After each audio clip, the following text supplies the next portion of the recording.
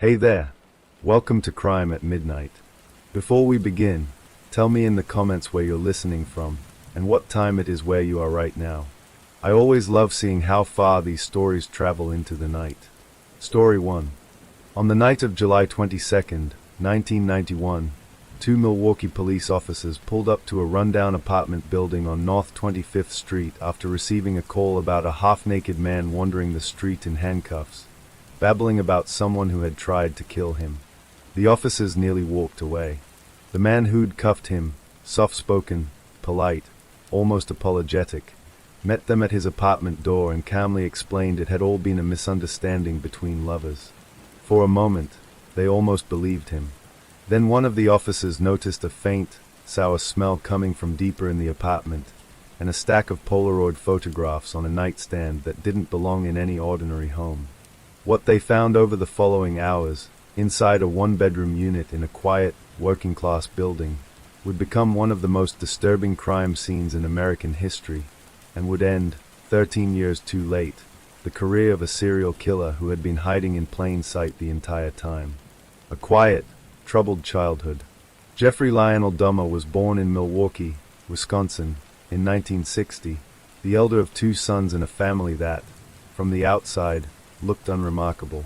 His father, Lionel, was a chemist. His mother, Joyce, struggled with health problems that included severe anxiety. By most accounts, Jeffrey was an outgoing, even affectionate child in his earliest years, but something shifted around the age of 6. Coinciding with a hospitalization for a hernia surgery that some who knew the family believed left him more withdrawn. Whatever the cause, by adolescence he had become a genuinely isolated figure, a boy prone to long silences, drinking alone in the woods near his house, and, disturbingly, collecting roadkill, which he would dissect and sometimes preserve, telling classmates and family it was simple scientific curiosity. His parents' marriage deteriorated through his teenage years into a bitter, drawn-out divorce, finalized when Dahmer was 18. In the chaos of that separation, in the summer of 1978, just weeks after his high school graduation, Dahmer picked up a young hitchhiker named Stephen Hicks, who was on his way to a rock concert.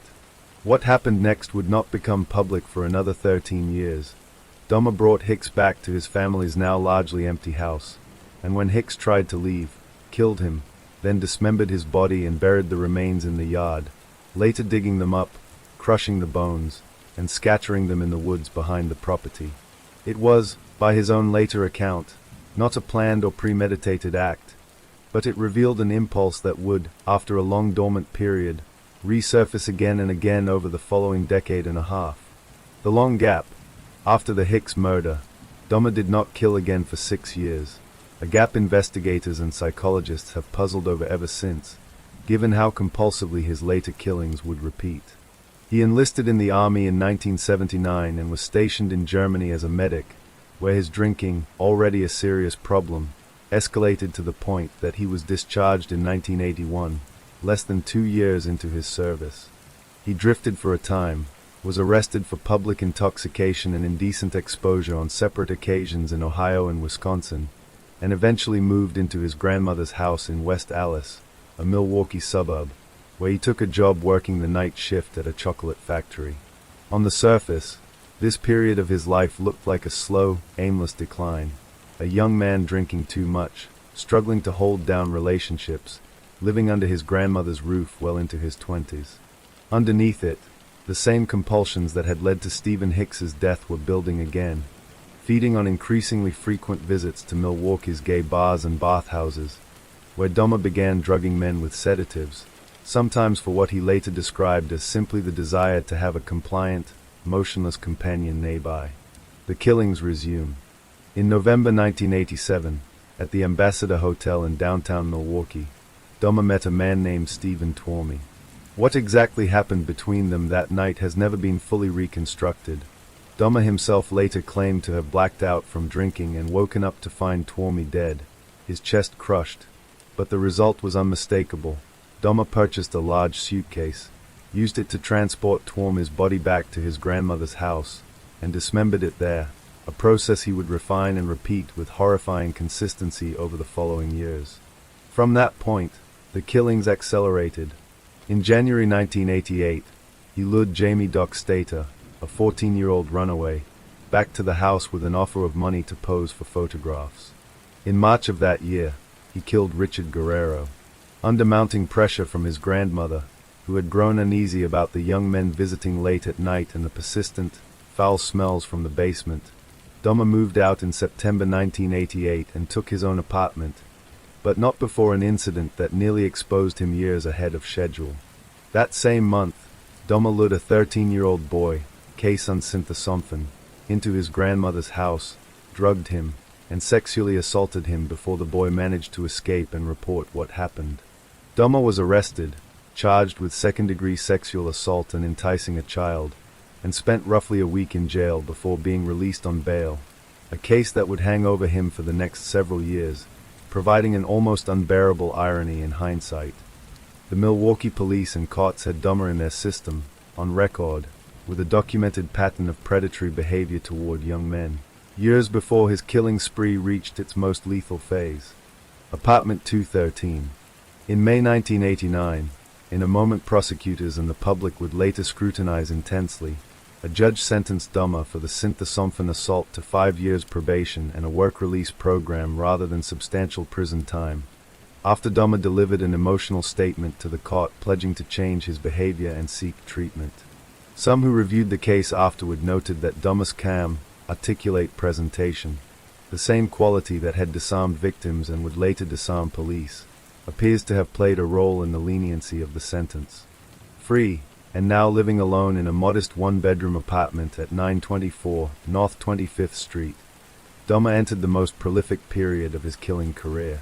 Between 1989 and his arrest in 1991, he murdered at least 11 men inside that apartment, a period during which his methods grew steadily more ritualized and more horrifying.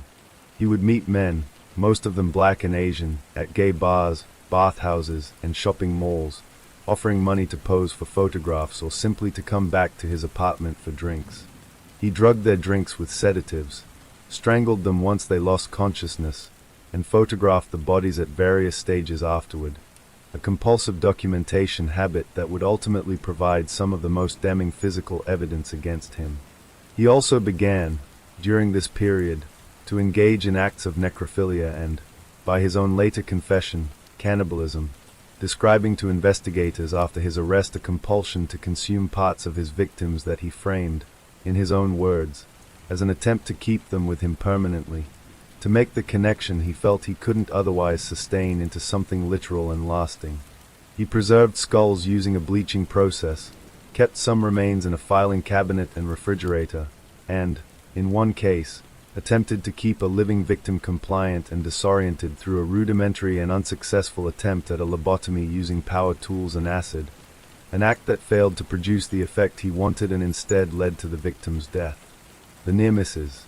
Dahmer's spree in this period came close to ending on more than one occasion, in circumstances that, in hindsight, are almost unbearable to read about.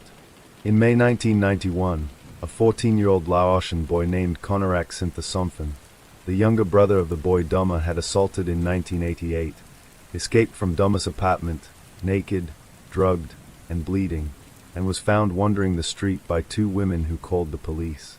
When officers arrived, Dahmer met them and calmly explained that Konarak was his adult boyfriend, who had simply had too much to drink during an argument.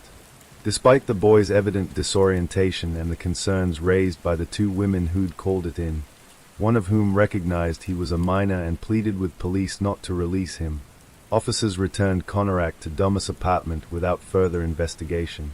Konarak was murdered within hours. It was later revealed that officers involved in that incident ran a records check on Dahmer that night but somehow failed to flag his prior sexual assault conviction involving Konarak's own brother, a breakdown in basic police procedure that, once made public after Dahmer's arrest, triggered outrage, an FBI review, and lasting damage to the Milwaukee Police Department's credibility, particularly within the city's black and immigrant communities who felt, with justification, that the victims had been failed because of who they were. On July 22, 1991, Dahmer approached a 32-year-old man named Tracy Edwards outside a Milwaukee mall and, using the same offer that had worked so many times before, money for photographs, drinks back at his apartment, brought him back to apartment 213. Inside, Edwards later told police, the atmosphere shifted almost immediately. Dahmer produced handcuffs, played a horror film, and made increasingly disturbing remarks about needing to hear Edwards's heartbeat. When Dahmer briefly turned his attention elsewhere, Edwards fought back, striking Dahmer and forcing his way out of the apartment, still partially handcuffed, and flagged down the 2 police officers who would ultimately end Dahmer's 13-year killing spree. Edwards led them back to the apartment. Dahmer, composed as ever, tried to talk his way out of it, insisting the whole situation was a misunderstanding between 2 adults. It was one of the officers' decision to walk further into the apartment, reportedly to retrieve the handcuff key Dahmer claimed he couldn't find. That changed everything. In a bedroom drawer, the officer found Polaroid photographs of dismembered bodies and, moments later, a human skull. Dahmer was arrested on the spot. The subsequent search of the apartment revealed a scene that shocked even veteran homicide investigators. 4 human heads preserved in the refrigerator and freezer, multiple skulls, a barrel containing decomposing torsos dissolved in acid, and a collection of Polaroid photographs documenting the killings and dismemberments in explicit detail. In total, evidence connected to 11 separate victims was recovered from the apartment alone. Confession and trial. Over the days following his arrest, Dahmer confessed extensively and in remarkably calm, methodical detail across more than 60 hours of recorded interviews with investigators, admitting to 17 murders in total, 16 in Wisconsin and the earlier killing of Stephen Hicks in Ohio, spanning from 1978 to 1991. He described his methods, his motivations, and the escalating rituals around his victims' remains with a detachment that unsettled even hardened detectives, at times correcting minor factual details in his own account with an almost clerical precision. At trial in early 1992, Dahmer pleaded guilty but mentally ill, arguing through his defense attorneys that his compulsions constituted a form of insanity that should mitigate his culpability. Prosecutors countered that the sheer planning evident in his methods, luring victims with a consistent, deliberate approach, disposing of evidence carefully, evading detection for over a decade, demonstrated a rational, if monstrous, actor fully capable of understanding right from wrong. The jury agreed with the prosecution, finding Dahmer legally sane, and convicted him on all 15 counts of murder brought to trial. The Ohio murder of Stephen Hicks was prosecuted separately. He was sentenced to 15 consecutive life terms, effectively 957 years in prison, with an additional life sentence added after a separate Ohio proceeding for the Hicks murder. Death in prison. Dahmer served his sentence at the Columbia Correctional Institution in Portage, Wisconsin, where, despite the notoriety of his crimes, he was reportedly a compliant and low-profile inmate, participating in religious services and even, according to some accounts, expressing remorse in later interviews, including a widely discussed final interview before his death in which he described his crimes as driven by a compulsion he ultimately couldn't control or fully explain. On November 28, 1994, a fellow inmate named Christopher Scarver beat Dahmer to death with a metal bar in a prison workout room, ending his life a little over 2 years into his sentence. Scarver later said he acted in part out of anger at Dahmer's ongoing notoriety and the way he sometimes seemed to relish the attention his crimes had brought him, even in prison. Why it still matters. The Dahmer case remains one of the most examined in modern criminal history, not only for the extremity of the crimes but for the repeated, well-documented institutional failures that allowed them to continue as long as they did, a prior conviction that resulted in probation rather than meaningful incarceration, a police response that returned a visibly disoriented minor directly back into his killer's hands, and years of missed warning signs across multiple systems meant to catch exactly this kind of pattern.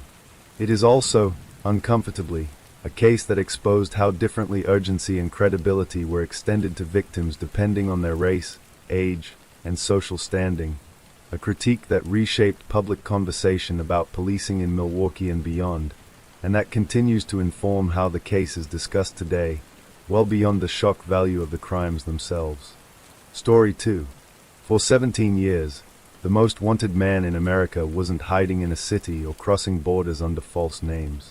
He was living alone in a 10 by 12-foot cabin without electricity or running water, in the mountains outside a small Montana town, growing his own vegetables and reading by kerosene lamp, while, every so often, mailing meticulously handcrafted bombs to strangers he'd selected for reasons only he understood. The FBI built the largest and most expensive manhunt in its history trying to find him, distributing a single grainy sketch of a hooded figure in sunglasses to a national audience that had almost nothing else to go on. In the end, it wasn't forensics, informants, or a task force that caught him. It was his own brother, recognizing his voice in 35,000 words of writing that the killer himself had insisted, as a condition of stopping the bombings, be published in full. A brilliant, isolated childhood. Theodore John Kaczynski was born in Chicago in 1942 to a working-class family, the elder of 2 sons. From an early age, he displayed startling intellectual gifts, testing at genius level, skipping grades, and gaining admission to Harvard University at just 16 years old, years younger than his classmates. Those who knew him at the time describe a boy who was less socially awkward than simply a pat, intensely private, uninterested in the ordinary rhythms of teenage life, most comfortable alone with mathematics. At Harvard, that isolation deepened rather than resolved. Kaczynski was recruited, along with a small number of other undergraduates, into a controversial series of psychological experiments run by a Harvard professor, involving deliberately stressful interrogation-style sessions designed to study how individuals responded to personal attacks on their identity and beliefs. Decades later, this program would draw significant public scrutiny and speculation about what role, if any, it may have played in Kaczynski's psychological development, though experts and Kaczynski himself offered differing accounts of its significance, and no consensus was ever reached connecting it directly to his later crimes. After Harvard, Kaczynski's academic trajectory continued to impress. A master's degree and a PhD in mathematics from the University of Michigan, followed in 1967 by an assistant professorship at the University of California, Berkeley, one of the youngest professors ever hired by the school's mathematics department, in a field, complex geometric function theory, that few of his colleagues could fully follow. By most external measures, he was on a trajectory toward a distinguished academic career. Walking away. In 1969, after just 2 years, Kaczynski abruptly resigned his position at Berkeley, offering no clear explanation to bewildered colleagues. He drifted for a period afterward, and in 1971, together with his brother David, purchased a small plot of remote land near Lincoln, Montana, where he built the cabin that would become both his home and, eventually, his bomb-making workshop for the next quarter century. Kaczynski's writings and later statements make clear that his departure from academia and modern life more broadly was driven by a hardening ideological conviction that industrial and technological society was fundamentally destructive to human freedom and psychological well-being, and that a return to a more primitive, self-sufficient existence was the only rational response.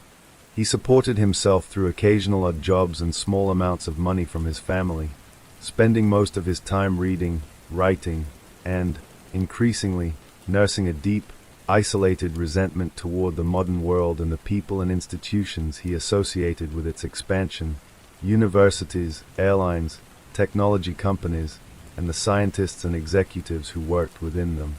The first bombs. Beginning in 1978, Kaczynski started mailing and, in some cases, hand-planting explosive devices targeting individuals connected to universities and the airline industry, a pattern that led the FBI's task force to name the case Unabomb for University and Airline Bomber, and eventually gave rise to the public nickname Unabomber. His early devices were relatively crude and, in several cases, failed to detonate as intended or caused only minor injuries. But over the following years, his bomb-making skill grew increasingly sophisticated, incorporating handcrafted wooden components specifically designed to eliminate typical forensic markers, deliberately misleading return addresses, and, in several cases, mechanisms engineered to maximize harm to whoever opened the package. In 1979, One of his devices was placed aboard an American Airlines flight and detonated in the cargo hold, filling the cabin with smoke and forcing an emergency landing. Investigators later determined that a faulty timing mechanism was the only reason the bomb didn't bring the plane down entirely. Over the following decade and a half, Kaczynski's bombs killed and maimed a scattered, seemingly unconnected set of victims across the country: university professors, computer store owners, an airline executive, a geneticist, an advertising executive.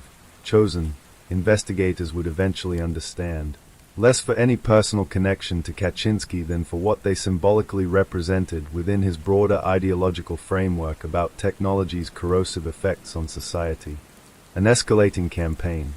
The bombings continued sporadically through the 1980s and into the 1990s, with Kaczynski returning periodically to his cabin between attacks, careful never to establish a pattern investigators could reliably track.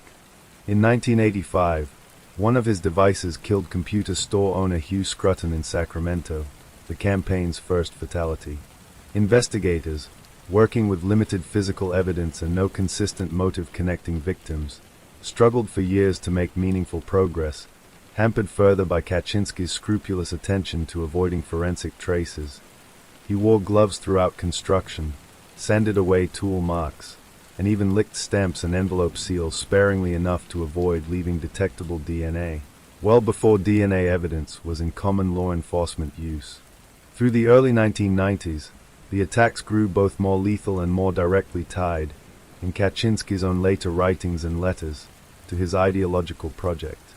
In 1994, a bomb killed advertising executive Thomas Mossa, whose firm had done public relations work related to the Exxon Valdez oil spill, a target Kaczynski later indicated he'd chosen specifically for that connection. In 1995, a bomb killed Gilbert Murray, president of the California Forestry Association, after being mistakenly addressed to Murray's predecessor, the Manifesto. By the mid-1990s, Kaczynski began shifting his strategy in a way that would, ultimately, prove to be his undoing. Rather than simply continuing an anonymous bombing campaign, he began sending letters to some of his surviving victims and, more significantly, to major newspapers, outlining his ideological grievances and, eventually, offering an extraordinary proposition. He would cease his campaign of violence permanently if a lengthy manifesto he had written, titled Industrial Society and Its Future, were published in full by a major national newspaper. The essay ran to roughly 35,000 words and laid out, in dense, methodically argued prose, a sweeping critique of industrial technological society, which Kaczynski argued had fundamentally undermined human autonomy and psychological fulfillment, alongside an argument for the necessity of a revolutionary collapse of that system. FBI investigators, after considerable internal debate, ultimately recommended publication, reasoning that the writing style and ideological content might be recognizable to someone who knew the author, a calculated gamble given the demand had come from a man who had already killed 3 people and injured over 20 others. On September 19, 1995, both the New York Times and the Washington Post published the manifesto in full. A brother's recognition. The gamble worked, though not through any of the channels investigators had originally anticipated. David Kaczynski, Ted's younger brother, had grown estranged from Ted over the preceding years but still corresponded with him occasionally. When David's wife, Linda, read newspaper coverage of the manifesto's themes, she reportedly urged David to consider whether the ideas, and more specifically, the distinctive prose style, sounded like his brother's writing. David initially resisted the idea as too disturbing to entertain seriously, but after comparing the manifesto against old letters Ted had sent him over the years, he became convinced enough of the resemblance that he made an agonizing decision.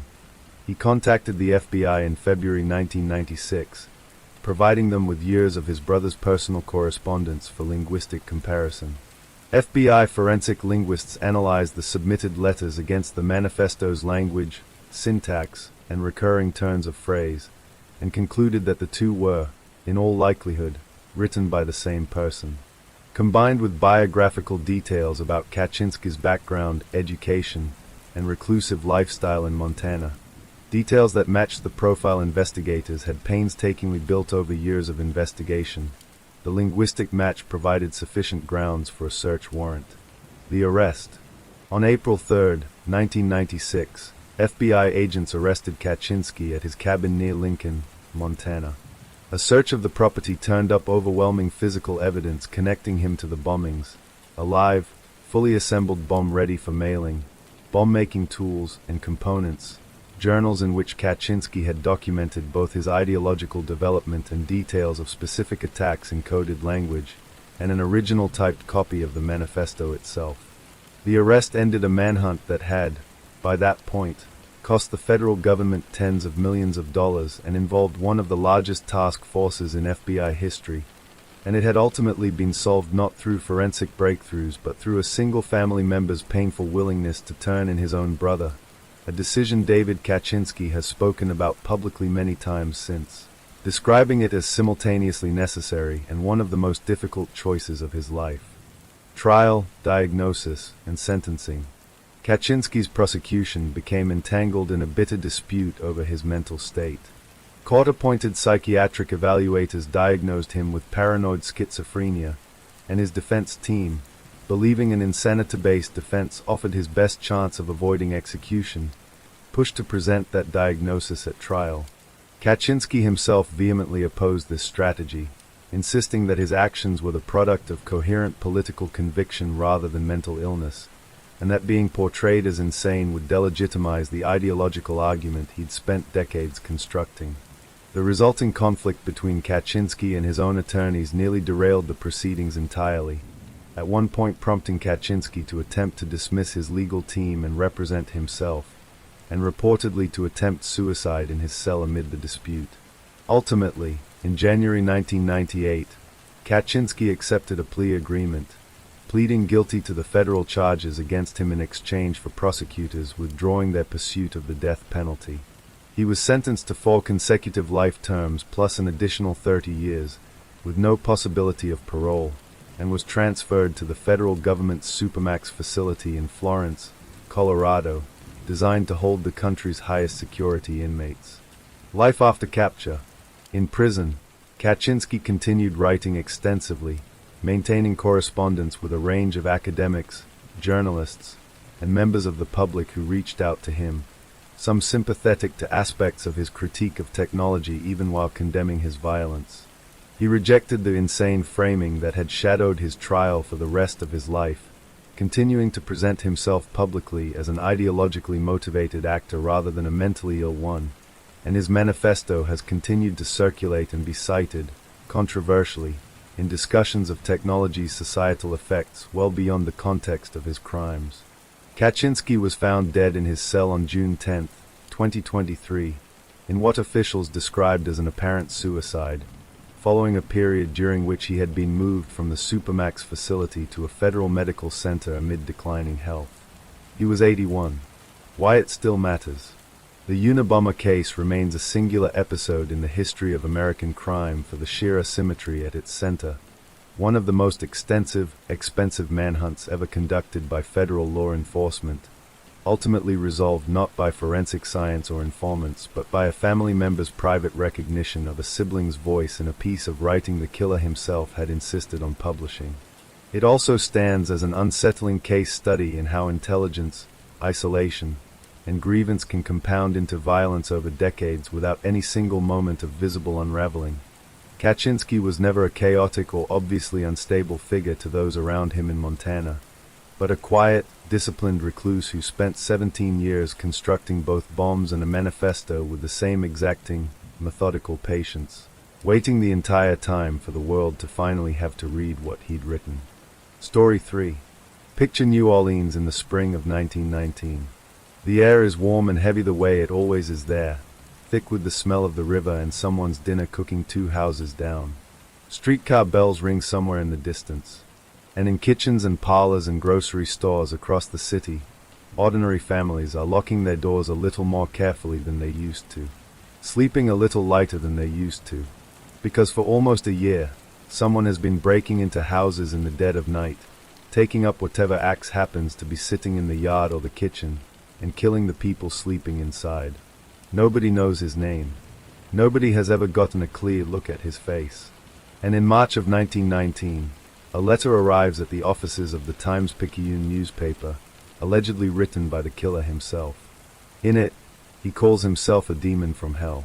He says the police will never catch him because he isn't human at all. And then he makes an offer so strange, so specific, that it would end up changing the course of an entire city's cultural history. He says that on a certain night, at a certain hour, he'll kill again, unless the house he chooses is filled with the sound of jazz music. That night, every dance hall in New Orleans filled to capacity. Bands played in living rooms that had never heard live music before. The entire city, gripped by fear, turned itself into one enormous, desperate jazz performance, all in the hope of surviving until sunrise. And it worked. Nobody died that night. This is the story of the Axeman of New Orleans, a killer who was never caught, was never even conclusively identified as a single person at all, and whose true motives remain, over a century later, one of the strangest unsolved mysteries in American history. Settle in. Let the warm night air of old New Orleans settle over you. This one has music in it, but it's the kind of music you play because your life depends on it. To understand the Axeman, you first have to understand that New Orleans in the 1910s was already a city on edge, long before this particular killer began his work. Years earlier, a string of brutal, axe-related attacks against Italian grocers, a Louisiana criminal wave sometimes referred to at the time as the work of the cleaver, had rattled the city and gone largely unresolved. The lead investigator on those earlier cases, Police Superintendent Reynolds, had died in 1917, taking much of his institutional memory and case knowledge with him. When a new wave of eerily similar attacks began the following year, the New Orleans Police Department, now under different leadership, reportedly failed to immediately connect the new killings to the older, unsolved pattern, a gap in continuity that may have cost investigators crucial early insight into what they were dealing with. New Orleans at this time was also a city shaped by significant Italian immigration and by the racial and ethnic prejudices that came with it. Italian immigrants and Italian-American families more broadly often faced suspicion, discrimination, and, at times, outright violence from a society that viewed them as outsiders. This mattered because as the new string of axe attacks began, an unsettling pattern quickly became apparent. An overwhelming number of the victims were Italian grocers and their families, small business owners running corner grocery stores throughout the city, often living in rooms directly behind or above their shops. Whether the killer specifically targeted Italian families out of ethnic prejudice, or whether the pattern reflected something more circumstantial, perhaps the layout and accessibility of grocer-owned properties, or networks of business rivalry and debt within the close-knit Italian grocery trade, became one of the central, unresolved questions investigators wrestled with for the entire duration of the case, and one that historians still debate today. The killing spree most commonly associated with the Axeman is generally dated as beginning on May 23, 1918, though some historians who have studied the case closely argue that the true beginning, and the true final tally of victims, is far less clear-cut than popular retellings suggest. Even the question of exactly how many attacks belong to a single killer, rather than several unconnected incidents loosely grouped together by frightened newspapers, remains genuinely disputed among historians to this day. What is generally agreed upon is this: on the night of May 23, 1918, Joseph and Catherine Maggio, an Italian grocer couple, were found brutally attacked in their home. Joseph's throat had been cut. Catherine had been savagely beaten.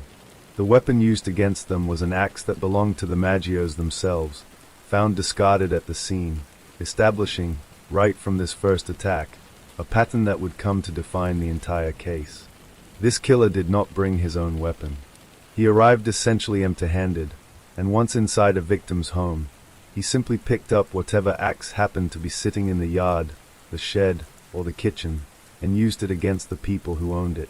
Investigators also noted the method of entry. A panel had been removed from the back door using a chisel that, like the axe, the killer typically left behind at the scene rather than carrying away with him. This became another signature element of the pattern: quiet, careful entry through a rear door, using tools of opportunity rather than anything he'd brought with him, and a conspicuous absence of any items stolen from the home afterward. Robbery, again and again, was ruled out as a motive. Nothing of value was ever taken. Whoever was doing this wanted only one thing from the houses he entered, and it wasn't money or property. Over the following months, more attacks followed a broadly similar pattern: nighttime intrusions through a compromised rear door, an axe belonging to the household used as the weapon, and, again and again, victims who were Italian grocers or members of their immediate families. Some victims survived their injuries. Those who did described their attacker, when they could describe him at all, only in the vaguest terms: a large, heavy-set man, seen fleeing in darkness, his face never clearly glimpsed. The trauma of the attacks themselves, combined with the late hour and the speed with which the assailant fled, meant that even survivors could offer investigators almost nothing to work with. By the time the pattern had repeated itself enough times to be undeniably connected in the public mind, New Orleans newspapers had already given the unknown killer his enduring name, the Axeman. Beyond the Maggios, several other attacks in the following months added to the city's growing sense of dread. In June of 1918, a grocer named Louis Bissouma was attacked in his home alongside a woman living with him. Both survived, though Bissouma's companion later died of her injuries, and Bissouma himself was briefly and controversially suspected before eventually being cleared. Weeks later, a pregnant woman named Anna Schneider was attacked in her own bed and survived the assault, though badly injured.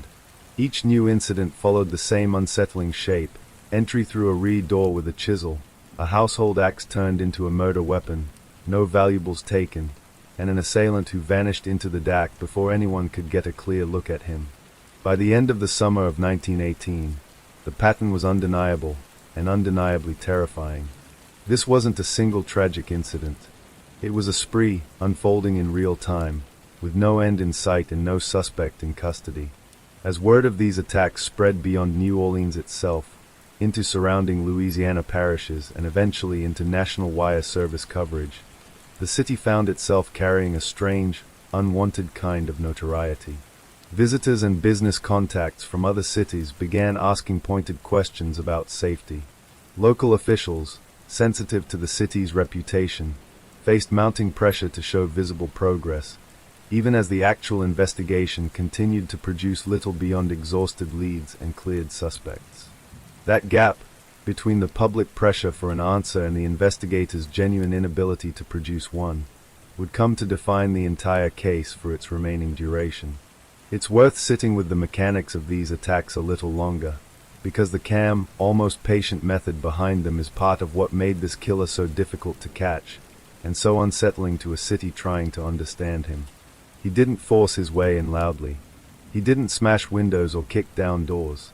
He worked quietly, methodically, at the back of the house, chiseling away a single panel just large enough to reach through or climb through, all without waking the people sleeping only rooms away. He carried almost nothing with him, sometimes, it seems, only the chisel itself, and even that he was willing to leave behind. Once inside, he found what he needed already there, in the yard, the shed, or the kitchen, an axe that belonged to the very family he intended to attack. There is something particularly disturbing in that detail, something that separates this case from a more conventional armed home invasion. The Axeman didn't need a weapon of his own. He simply needed access, and the confidence that whatever a household already owned would be enough. As 1918 gave way to 1919, the attacks continued, and the psychological grip the Axeman held over New Orleans tightened with each new incident. Newspapers covered every development obsessively, running detailed accounts of each new attack alongside increasingly elaborate theories about the killer's identity and motive. Rumors spread through Italian immigrant communities specifically, many of whom felt, with some justification, that they were being deliberately targeted, whether by a single individual with a personal or ethnic grudge, or by someone exploiting the vulnerability of grocery-owning families whose homes and shops often shared the same modest building, with limited security and predictable nighttime routines. Grocers across the city began taking extraordinary precautions. Some families slept in shifts, taking turns keeping watch through the night. Others installed makeshift alarms, or kept axes and other weapons of their own close at hand, in a grim, self-defeating irony given that the killer's preferred method was simply to use whatever weapon a household already possessed against its own occupants. Beyond the physical precautions, there was a deeper, quieter kind of fear settling over the city's Italian immigrant neighborhoods specifically, a fear compounded by the knowledge that they could not necessarily count on the same urgency or sympathy from city authorities that other communities might have received. Many of these families had come to New Orleans seeking a better life, building small grocery businesses through years of long hours and careful saving, only to find themselves now facing the added burden of being seen, by parts of the wider public and press, less as victims deserving protection and more as a curiosity, a specific ethnic community somehow marked out by fate, or by prejudice, for repeated violence. Newspaper coverage of the era, even when sympathetic, often described the victims first by their nationality and only second by their names, a small but telling detail about how the case was framed for a broader readership. Police investigations, meanwhile, struggled to produce meaningful results. Numerous suspects were questioned and, eventually, cleared.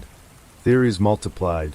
Some investigators and journalists speculated about organized crime connections, given the concentration of victims within a tightly-knit immigrant business community where debts, rivalries, and old-world feuds sometimes ran deep. Others leaned toward the theory of a lone, disturbed individual acting on some private, perhaps sexually motivated or psychologically compulsive impulse that had nothing to do with the victim's ethnicity or occupation at all, and everything to do with opportunity and pattern. No suspect was ever charged. No arrest was ever made. And then, in March of 1919, the case took the strange turn that would ultimately define its place in American cultural memory forever. On March 13, 1919, the Times-Picayune published a letter addressed to the newspaper and, by extension, to the entire city, purporting to come directly from the killer himself. The letter opened dramatically, addressing the city's residents as esteemed mortal, and proceeded to make an extraordinary series of claims. Its author insisted he would never be caught, describing himself not as a human being at all but as an invisible spirit, a demon, in his own words, from the depths of hell itself, present in New Orleans to collect victims as he saw fit. The letter promised further violence, specifically, that he would strike again at 15 minutes past midnight on the night of March 19th. But it also contained the detail that has echoed through popular culture, true crime retellings, and jazz history ever since. The author claimed a personal fondness for jazz music, and swore that any home where a jazz band could be heard playing, in full swing, at the appointed hour, would be spared entirely. New Orleans took the letter with total, immediate seriousness. On the night of March 19th, 1919, the city transformed itself. Every dance hall filled far beyond its normal capacity. Professional bands and amateur musicians alike played at parties held in hundreds of private homes throughout the city. Anyone who owned an instrument, or knew someone who did, found themselves pressed into impromptu performance for the sake of survival. The sound of jazz, born and raised in this very city only years earlier, filled the New Orleans night air on a scale it likely never had before, driven not by celebration but by outright terror. And when the sun rose the following morning, there had been no murders. Whether out of coincidence, a change of plans by whoever was truly responsible, or the simple, eerie effectiveness of an entire city's collective compliance with a killer's bizarre demand, the Axeman's promised violence for that specific night simply never came. It's worth pausing here on something historians studying this case have increasingly emphasized. We do not actually know, with any certainty, that the jazz letter was genuinely written by the same person responsible for the physical attacks. It's entirely possible, and a number of serious historians consider it likely, that the letter was a hoax, written by an opportunistic prankster, a journalist looking to sell papers, or simply someone capitalizing on a terrified city's obsession with a killer whose real motivations, real identity, and even real total number of victims were never established with any precision. The letter has become, over the past century, so central to the Axeman's popular legend that it's easy to forget it may have had nothing at all to do with the actual person or persons responsible for the killings. That uncertainty is, in its own way, one of the most unsettling things about this entire case. We don't just not know who the killer was. We don't even fully know which parts of the story we think we know are actually true. Consider, too, just how strange this moment really was, set against the backdrop of American history more broadly.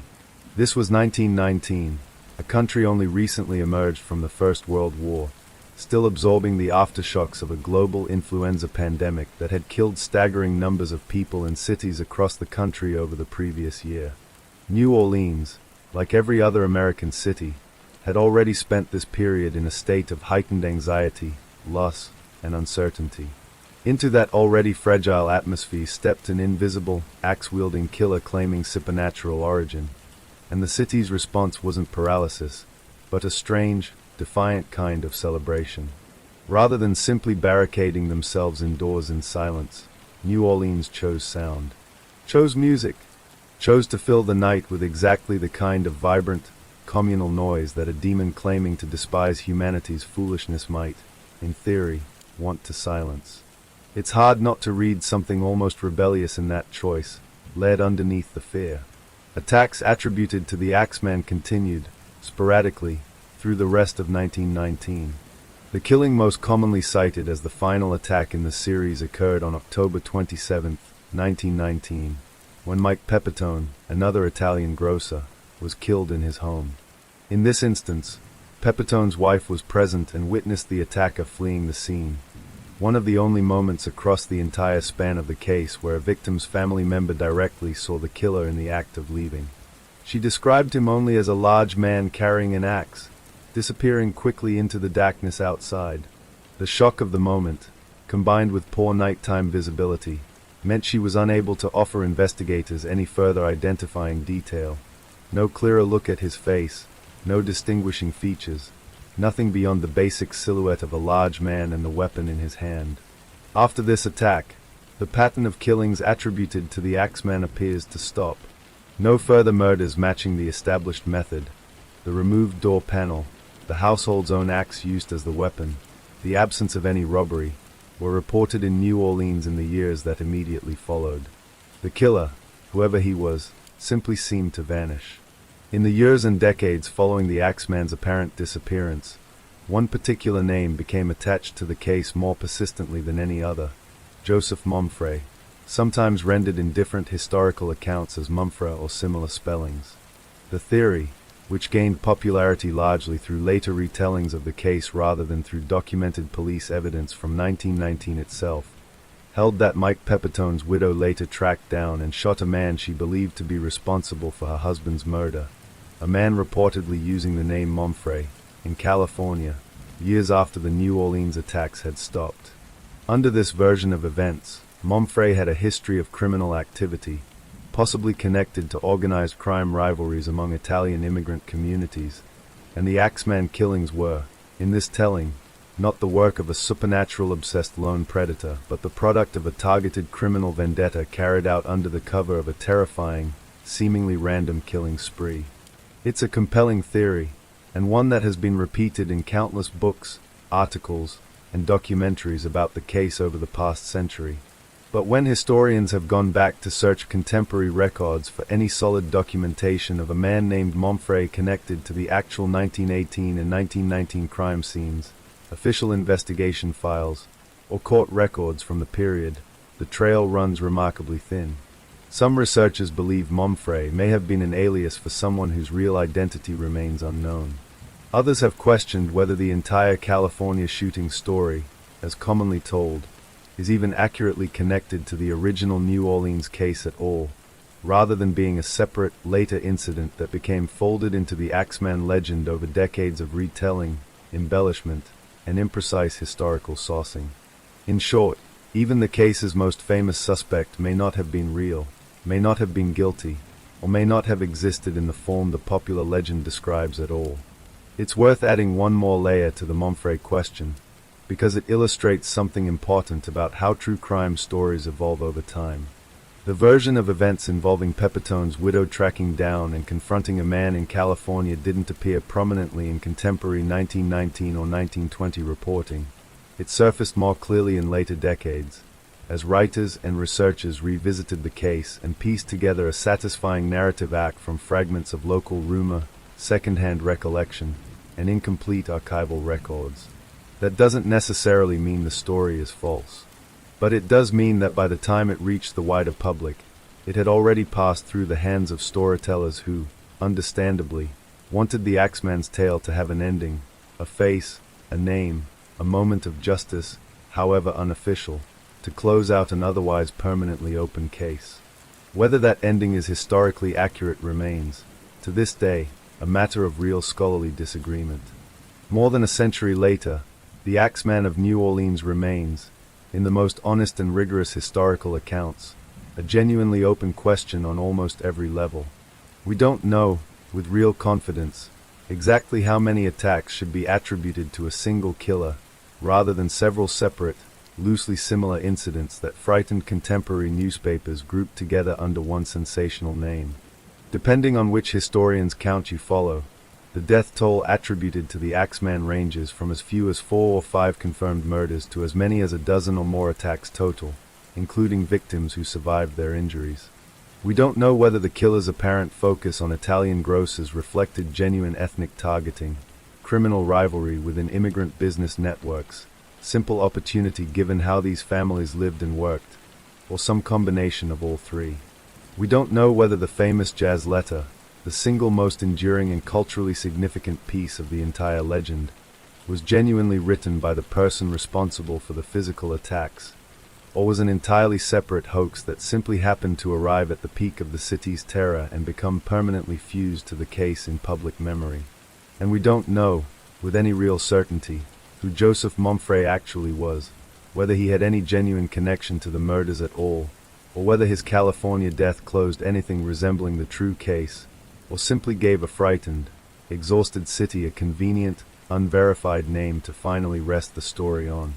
What we do know is this: for close to a year and a half, an unidentified attacker, or attackers, broke into homes across New Orleans in the dead of night, picked up whatever axe was closest at hand, and used it against the people sleeping inside, almost always members of the city's Italian immigrant grocery community, almost never taking anything of value, and almost never leaving behind any clue beyond the discarded chisel at the door and the borrowed weapon left at the scene. This absence of financial motive is itself worth sitting with for a moment. In an era when home burglary was common and often violent, a killer who repeatedly entered homes and left cash, jewelry, and other valuables completely untouched stood out immediately to investigators as something different from an ordinary criminal. It suggested a motive rooted in something psychological, personal, or ideological rather than material gain, which, in turn, made the case even harder to solve, because investigators couldn't follow the usual trail of stolen goods, pawn shops, or black market sales that so often led police to an ordinary thief. Whoever this was, wanted something from these families that had nothing to do with money at all, and more than a century later, we still don't know what that something was. And then, after Mike Pepitone's murder in October of 1919, it simply stopped. No confirmed final confrontation, no definitive unmasking, no trial, no confession, no closing chapter that historians can point to with confidence and say, this is how it ended, and this is who did it. I want to end this one back where we began, on the night of March 19th, 1919, because I think it's the detail from this entire case that says the most about what fear and hope can make an entire city do together. Picture it. An unidentified killer has terrorized this community for nearly a year. Families are sleeping in shifts. Grocers are boarding up back doors and keeping weapons within arm's reach. And then a letter arrives, claiming supernatural origin, promising further death, but offering, buried inside all that menace, a single strange and specific way out. Play music, fill your house with sound, and you will be spared. We'll never know for certain whether that letter came from the true killer, a copycat, or an opportunist exploiting a terrified city for a headline. But on that particular night, it didn't matter. New Orleans, a city that had already, in these very years, begun giving the world an entirely new kind of music, born out of its uncomplicated, layered history, turned itself, for one single night, into an enormous, desperate, citywide performance. Living rooms became concert halls. Amateur musicians who'd barely touched an instrument in years found themselves playing for their lives, quite literally, alongside professional bands filling every dance hall to capacity. And when the sun came up, everyone in that city had survived the night, together, through music. Whether that was the direct result of the letter's strange bargain, or simple coincidence dressed up afterward into local legend, it's hard not to find something genuinely moving in it. A city, faced with an enemy it couldn't see, couldn't name, and couldn't catch, chose to answer with sound instead of silence, with celebration instead of despair, with the very art form the city itself had helped invent, turned outward as a kind of collective, defiant shield against the dark. The Axeman was never caught. His identity, his true motive, even the true scope of what he did, remain unresolved questions still debated by historians more than 100 years later. But somewhere in that unresolved mystery is also this, proof that even in the grip of real, sustained terror, a community can choose to answer fear with music, with each other, with light and sound pushing back against a darkness that never fully explained itself. If you find yourself lying awake a little longer than usual after this one, in the quiet of your own home, take some comfort in that. Whatever walked through New Orleans in 1918 and 1919 never came back. And whoever he was, in the end, an entire city outlasted him, one jazz-filled night at a time. This case has held onto the public imagination for over a century, longer in some ways than crimes with far higher body counts or far more definitive endings. It isn't only the mystery itself, though that alone would be enough. It's the particular shape the mystery takes, a killer who wanted nothing material, who left behind almost no trace of himself beyond a discarded chisel and a borrowed axe, and who, for one strange cultural moment, seemed to reach out and bargain directly with the very city he was terrorizing, offering safety in exchange for music. That isn't a typical criminal signature. It reads more like folklore, closer to a ghost story than a police report, and that blurred line between documented history and inherited legend is part of why the Axeman has outlived nearly everyone who once investigated him. Historians who have spent years untangling fact from embellishment in this case tend to make the same observation. The story has been retold so many times, by so many writers with so many different aims, that the Real New Orleans of 1918 and 1919 and the New Orleans of popular Axeman legend have gradually drifted apart. Somewhere between those two versions sits the truth, and after more than 100 years, it may simply no longer be fully recoverable. What remains is a documented pattern of real violence against real families, wrapped in a century of accumulated myth that has, in its own way, kept their story alive, even if it's rarely told now with their names, their fear, and their lost place clearly back at the center of it. That's worth remembering the next time this case comes up as a spooky footnote to jazz history. Behind the letter, behind the citywide performance held out of terror, behind the demon-from-hell theatrics of a submission whose true authorship will likely never confirm, there were real grocers and real families who lost loved ones, or narrowly survived losing their own lives, to an assailant never identified, never tried, and never made to answer for any of it. The music that filled New Orleans on the night of March 19, 1919 was, in the end, an act of collective survival, but it didn't undo the harm already done to the families who came before that single spared night, and it offered no protection to anyone the killer might still have reached afterward, had he chosen to continue. Story 4. In December 1978, police in a Chicago suburb got a search warrant for the home of a local building contractor after a 15-year-old boy vanished following a conversation about a construction job. The man who owned the house was well known in the community, a well-off businessman, an energetic Democratic Party volunteer who had once been photographed shaking hands with the First Lady, and, in his off hours, a children's party entertainer who performed in a homemade clown costume under the name Pogo. Officers searching the crawl space beneath his ranch-style house began to notice a smell they couldn't place, and a strange, uneven quality to the dirt floor. What they found over the following weeks, bodies buried in shallow trenches beneath his own home, laid almost on top of each other, would make John Wayne Gacy one of the most prolific serial killers in American history, and would leave investigators struggling for years just to determine how many people he had actually killed. The making of a respectable man. John Wayne Gacy was born in Chicago in 1942 into a difficult household dominated by an abusive, alcoholic father who was frequently and viciously critical of him. Gacy struggled in school, partly due to an undiagnosed heart condition that limited his participation in the physical activities his father valued, and the relationship between the two remained strained and painful throughout Gacy's early life, a dynamic biographers and psychologists have often pointed to as foundational to the deep need for external validation and respectability that would define much of his adult life. As a young man, Gacy proved capable and ambitious in business, eventually managing a Kentucky Fried Chicken franchise in Waterloo, Iowa, where he married and built what looked, from the outside, like a stable life. That stability collapsed in 1968, when Gacy was convicted of sodomizing a teenage employee after luring him with promises tied to his position at the restaurant, his first documented instance of the predatory pattern that would later define his crimes.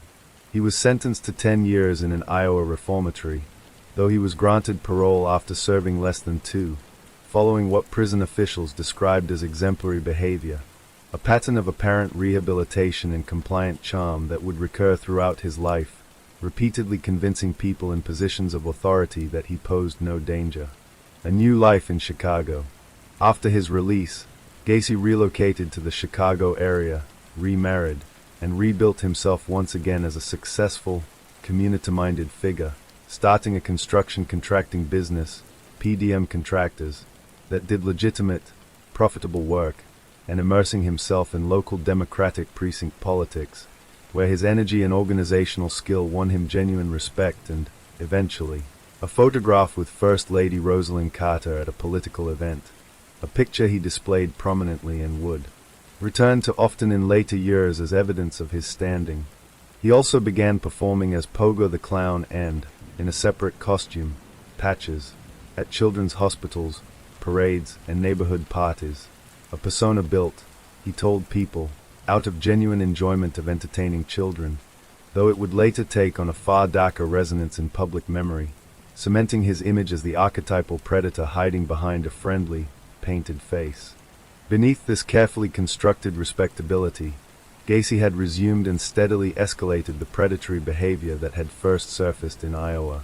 Beginning in 1972, he began luring young men and teenage boys to his home, primarily using promises of construction work through his contracting business, sometimes impersonating a police officer to gain their trust or compliance, and, in several documented instances, using a pair of handcuffs as part of a trick he would perform, ostensibly for entertainment, that allowed him to restrain victims under the guise of a game. A pattern nobody connected. Over the following 6 years, Gacy murdered at least 33 young men and boys, most of them strangled, in a pattern that combined sexual assault with escalating and often extended torture before death. His victims were disproportionately drifters, runaways, and young men from unstable home situations, individuals, investigators later noted bitterly, whose disappearances were less likely to trigger urgent, sustained police attention, a dynamic that echoes uncomfortably across multiple major serial killer cases from this era. Gacy disposed of most of the bodies in a crawl space beneath his own house, a decision that speaks to a level of confidence bordering on recklessness. He continued to live in the house, host parties there, and even, on at least one occasion, allow a real estate appraiser to walk through the space above his victims' remains. Throughout the years his killing spree was underway. As the crawl space filled, Gacy began burying additional victims elsewhere on his property, and, in the case of his final several victims, resorted to dumping bodies into the Des Plaines River, apparently because he had simply run out of usable burial space beneath his own home. Remarkably, Gacy had already come to police attention on more than one occasion during this period. In 1975, an early victim's disappearance was investigated, and a man matching Gacy's description was named as a suspect, but the case went nowhere. In 1978, a young man told police that Gacy had drugged and sexually assaulted him at his home, but Gacy's confident denials, respectable community standing, and lack of any obvious prior red flags to local officers His 1968 Iowa conviction wasn't flagged in the initial review, allowed him to avoid serious scrutiny yet again. A new life in Chicago.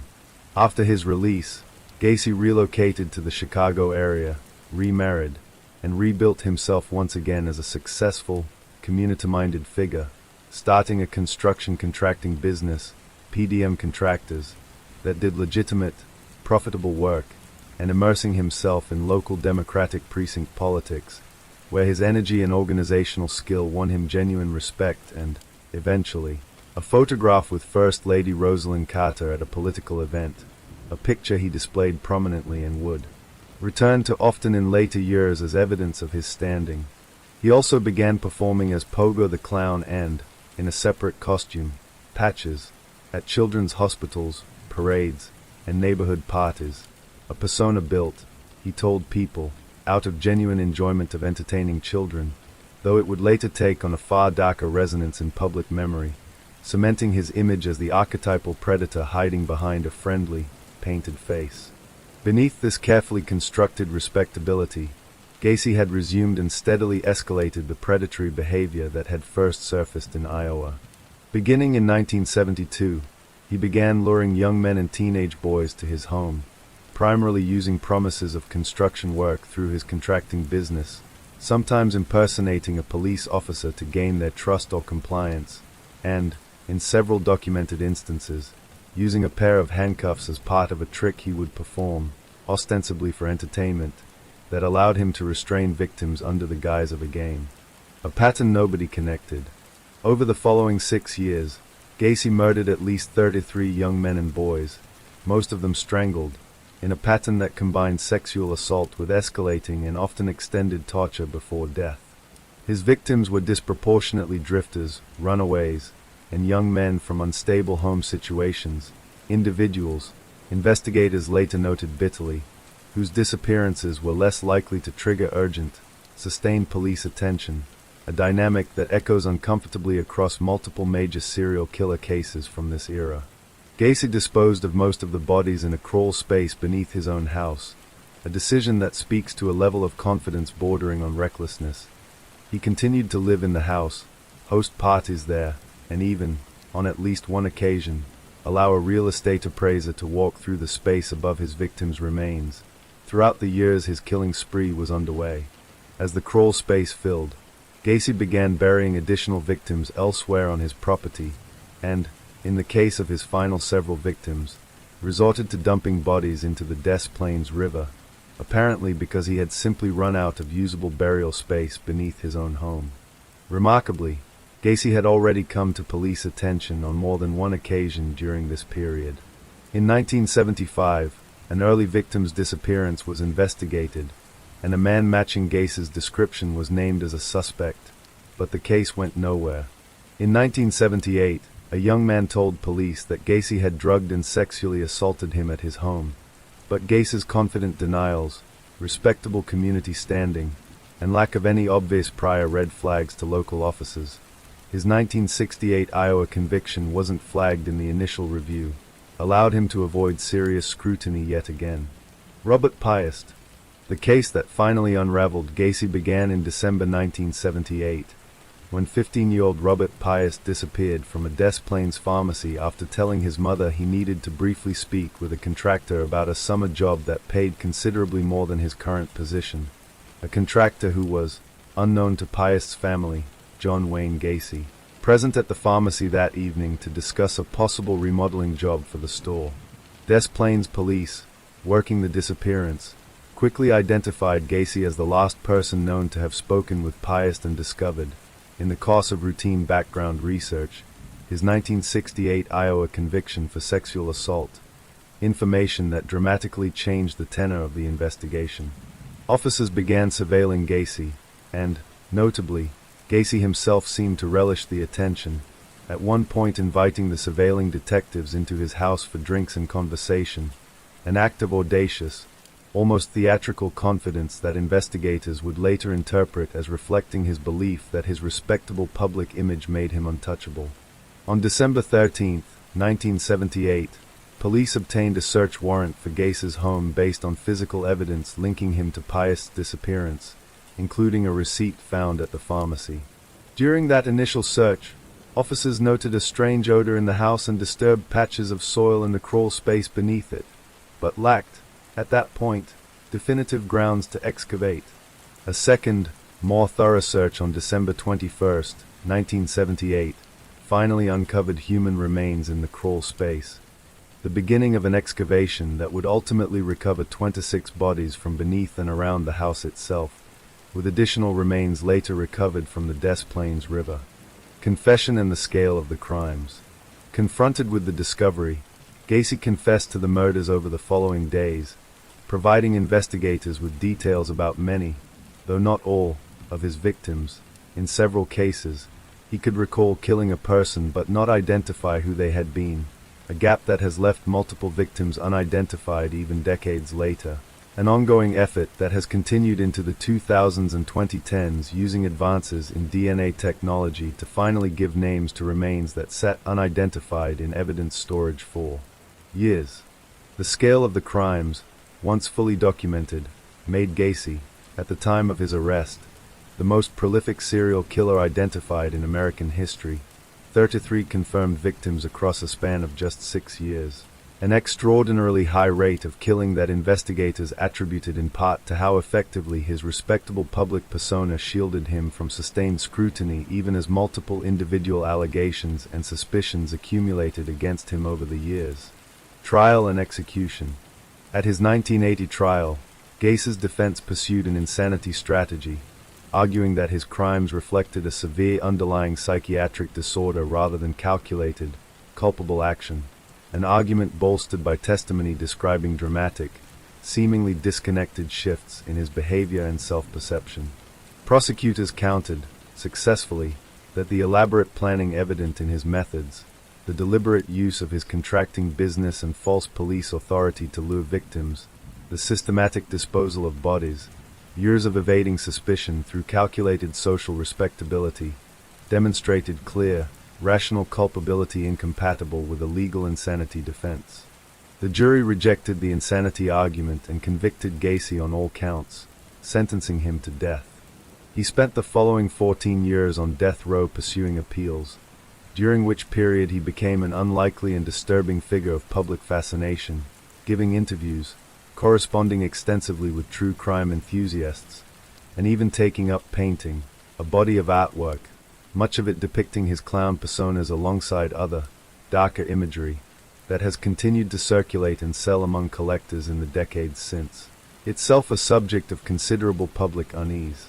Gacy was executed by lethal injection at Illinois' Stateville Correctional Center on May 10, 1994. His final words, reported by witnesses, were a dismissive, defiant remark directed at those present for his execution, a tone consistent, observers noted, with the same confident self-regard that had characterized his behavior throughout the years of his crimes and the trial that followed. Why it still matters.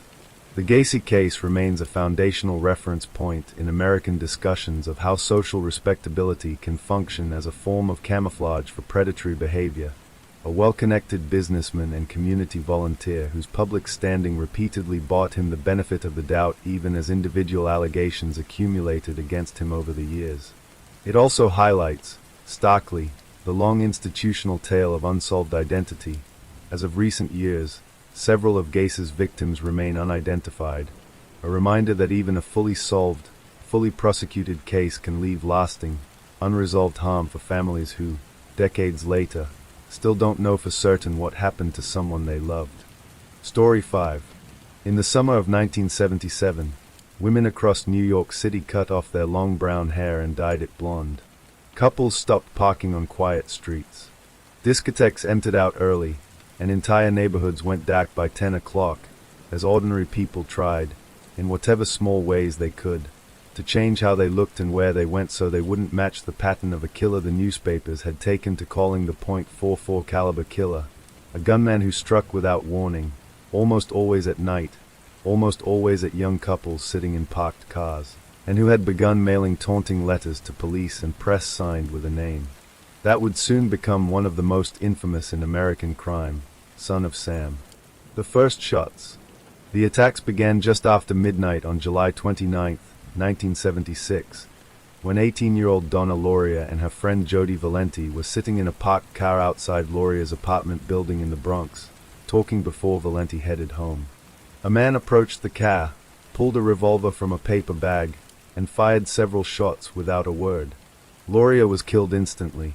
Valenti survived, wounded, and gave police the first, frustratingly vague description of a suspect. A white man of medium build, nothing distinctive enough to meaningfully narrow a search in a city of millions. For the following several months, the shootings continued sporadically, always at night, always with the same distinctive .44 caliber bulldog revolver, and always targeting young people, frequently couples, in parked cars or on quiet streets in outer borough neighborhoods across the Bronx, Queens, and later Brooklyn. Some victims survived with serious injuries, others did not. Ballistics analysis quickly confirmed that a single gun was responsible for the growing string of attacks. But beyond that forensic thread, investigators had remarkably little to work with. No consistent physical description, no clear motive connecting the victims, and a shooter who left almost no trace behind at any of his crime scenes. The letters. What set the case apart from other unsolved serial shootings, and what helped drive the citywide panic to extraordinary heights, was the killer's decision to start communicating directly with investigators and the press. In April 1977, after a double shooting in the Bronx that killed Valentina Suriani and Alexander Esau, police found a handwritten letter addressed to the head of the task force investigating the case, NYPD Captain Joseph Borelli. The letter was rambling, grandiose, and unmistakably disturbed, referencing a father figure named Sam, whose orders the writer claimed to be following, and promising further attacks. A month later, the killer sent a second letter, this one to Daily News columnist Jimmy Breslin, again invoking the Son of Sam name that would become the case's defining nickname, taunting police over their inability to catch him and hinting, in characteristically unsettling language, at more killings to come. Breslin's newspaper published portions of the letter, a decision that generated enormous public attention and, within the department, considerable internal debate over whether publicizing the killer's own words might further inflame the panic or, conversely, generate a tip that could help identify him. Both effects occurred more or less simultaneously. The letters cemented Son of Sam as a genuine citywide phenomenon, driving newspaper sales, radio bulletins, and neighborhood-level fear to a pitch rarely seen in the city's history, while also, eventually, providing investigators and forensic document examiners with a body of the killer's own handwriting and stated logic to work from. A city on edge. By the summer of 1977, the case had metastasized into something closer to mass hysteria. With a pattern suggesting the killer favored young women with long, dark hair, hair salons across the city reported a surge in young women requesting shortcuts or asking to have their hair lightened. Nightclubs and bars in the outer boroughs saw attendance plummet after dark. Couples avoided parking in secluded spots, a staple of the era's dating culture, out of direct, specific fear of becoming the next victim. Police fielded thousands of tips, ran extensive surveillance operations, and assigned a large task force to the case, but the killer's total lack of any connection to his victims, he did not know them, had no discernible personal motive tied to any individual he shot, made the standard investigative playbook, built around victimology and personal relationships, largely useless. The attack that would ultimately break the case open occurred on July 31, 1977, when Berkowitz shot Stacy Moskowitz and Robert Violante as they sat in a parked car near a park in Brooklyn. Moskowitz died from her injuries.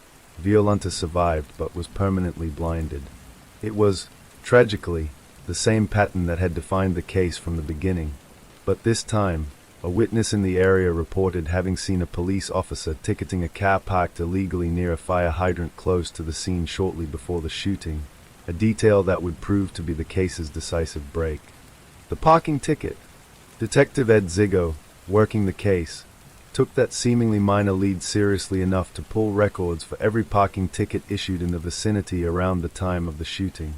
Cross-referencing those tickets against the neighborhood and timeline eventually led investigators to a summons issued to a vehicle registered to a 24-year-old postal worker living in Yonkers, just north of the city, David Berkowitz.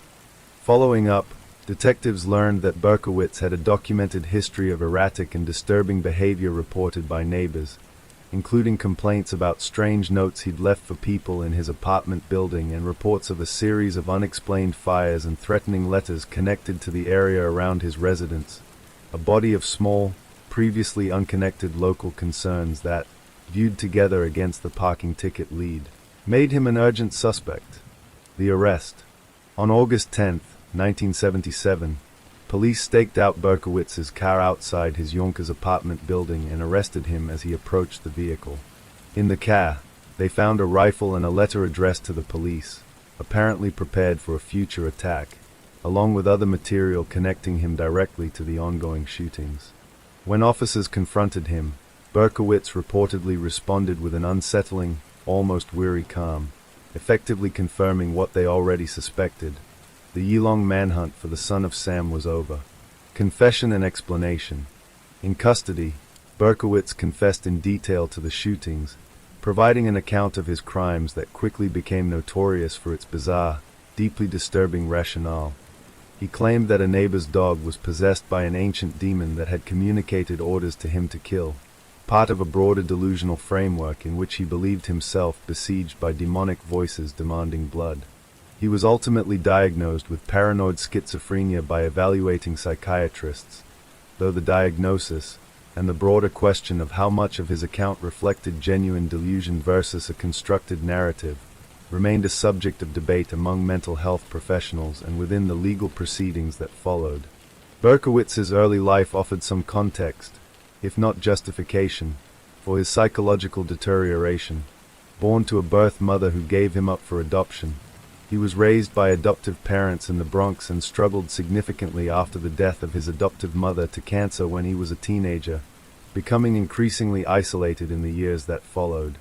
He served in the army for several years, developing skill as a marksman, before returning to civilian life and, by his own later accounts, sliding into escalating paranoia, social isolation, and a pattern of minor arson attacks in the mid-1970s that preceded the shootings and had gone unconnected to him at the time.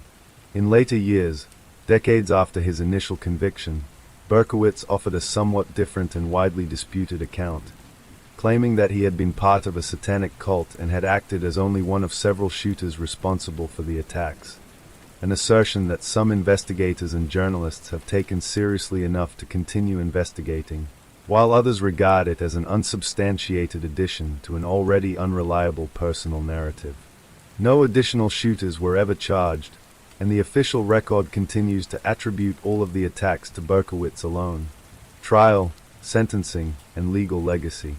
Because Berkowitz pleaded guilty rather than proceeding through a full contested trial, the courtroom proceedings themselves were relatively brief, resulting in consecutive sentences that amounted to more than 300 years in prison, guaranteeing he would never be released.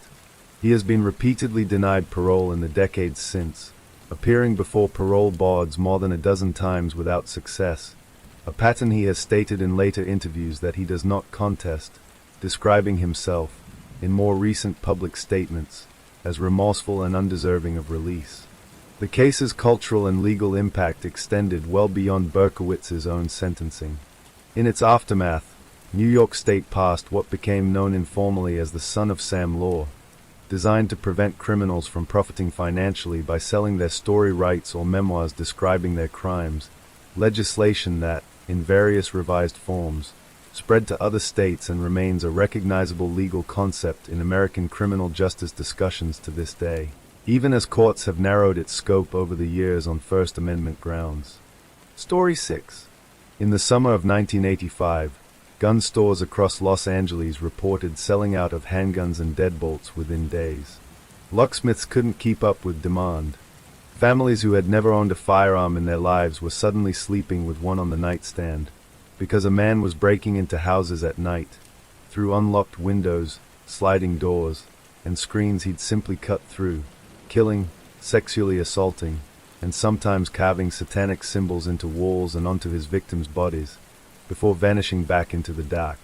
He had no pattern anyone could predict, no fixed type of victim, no single neighborhood, no consistent method beyond nightfall, and a chilling willingness to do almost anything once he was inside. It would take a 13-year-old boy fixing his motor scooter, a partial license plate scrawled on a scrap of paper, and a single fingerprint on a stolen car's rearview mirror to finally bring him down. And even then, it was ordinary Los Angeles residents, not police, who physically tackled him to the ground in the street. A childhood shaped by violence.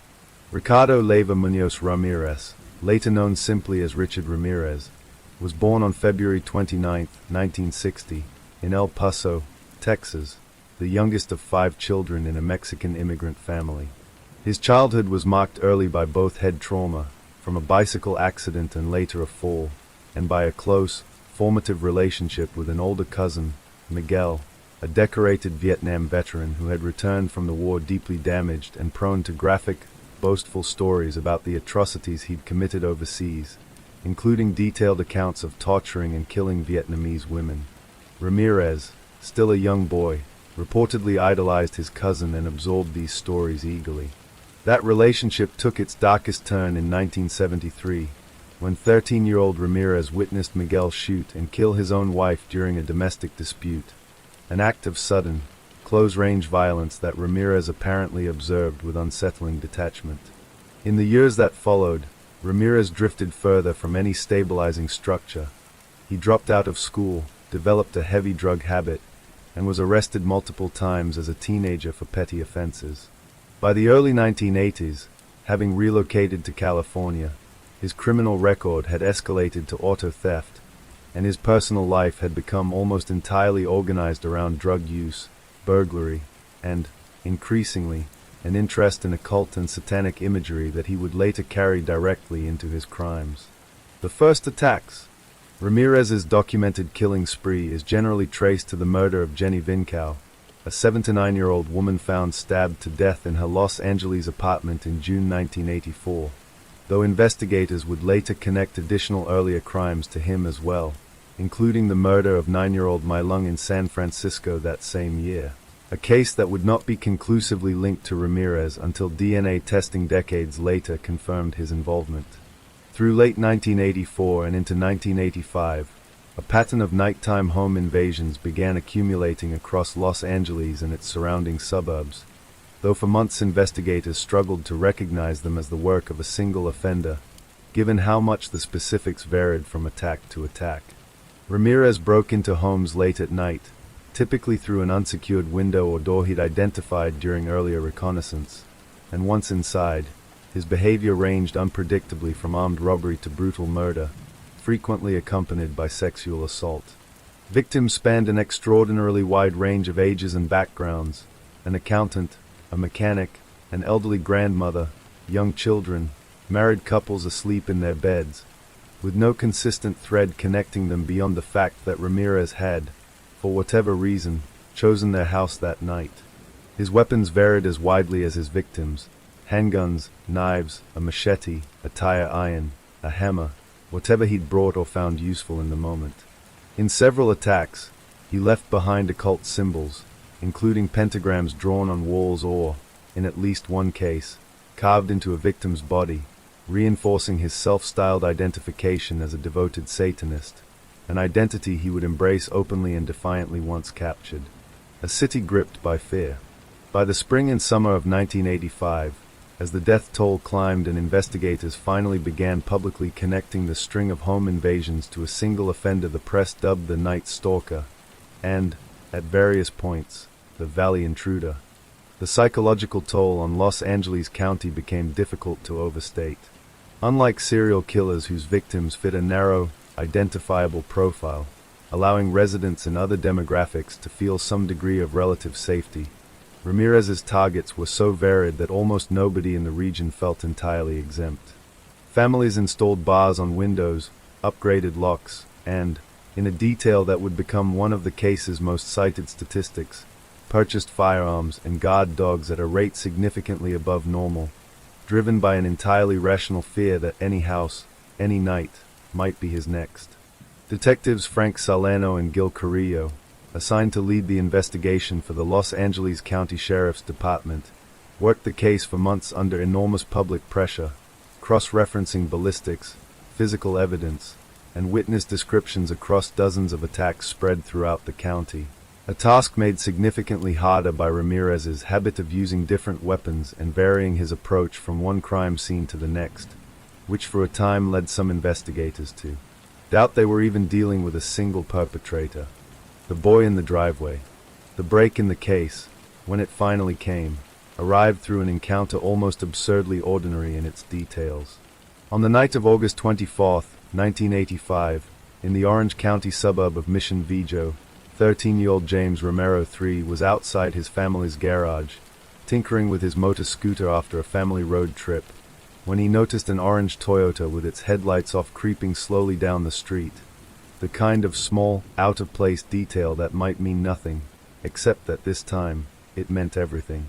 Moments later, Romero heard footsteps crunching across the gravel of his driveway, and looked up to find a man staring directly at him. Startled, Romero ran into the house and woke his parents, who immediately called 911. Ramirez fled the scene, but not before Romero, with a presence of mind remarkable for a 13-year-old in the middle of a genuinely frightening encounter, managed to catch and write down a partial license plate number from the fleeing car. Detectives, already stretched thin chasing an offender who seemed to leave almost nothing usable behind at his crime scenes, treated Romero's partial plate as a serious lead, quietly enlisting his help over the following days, driving him past parking lots and used car dealerships, asking him to watch for any vehicle resembling the one he'd seen, without initially telling him exactly why. Eventually, investigators connected the partial plate and vehicle description to a stolen orange Toyota, which was found abandoned in Los Angeles days later. The fingerprint. Inside that abandoned car, forensic technicians recovered a single fingerprint from the road view mirror, a small, easily overlooked detail that would prove decisive. California's statewide automated fingerprint identification system, a then new piece of technology that had only recently gone fully operational, ran the print against its database and returned a match within minutes. Richard Ramirez, whose prior arrests for auto theft and drug offenses in Texas and California meant his prints were already on file. For the first time in over a year of investigation, police finally had a name.